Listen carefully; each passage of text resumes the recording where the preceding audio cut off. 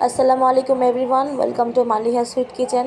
আজকে আমি topical whip cream bit করে দেখাবো আমি কিভাবে টপিক্যাল ক্রিমটা বানাই। এটা নেট ওজন ছিল 1 কেজি আর এটা সম্পূর্ণ হালাল ছিল। আমি দেখিয়ে দিচ্ছি। আমি এখানে 2 কাপের মতো হুইপ ক্রিম নিয়েছি ঠান্ডা।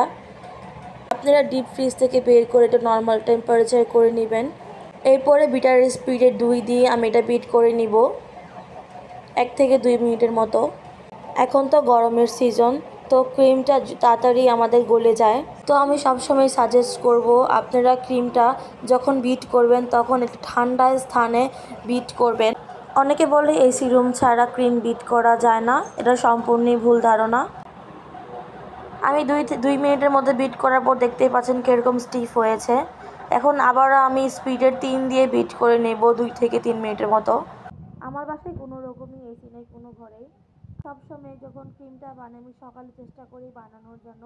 সকালে আমার ওয়েদারটা অনেক ঠান্ডা থাকে, তার জন্য সকালেই পারফেক্ট একটা সময় ক্রিম বিট করার জন্য। দেখতেই পাচ্ছেন আমার বিটার স্পিডটা 3ই ছিল। আমি বিট করে নিচ্ছি।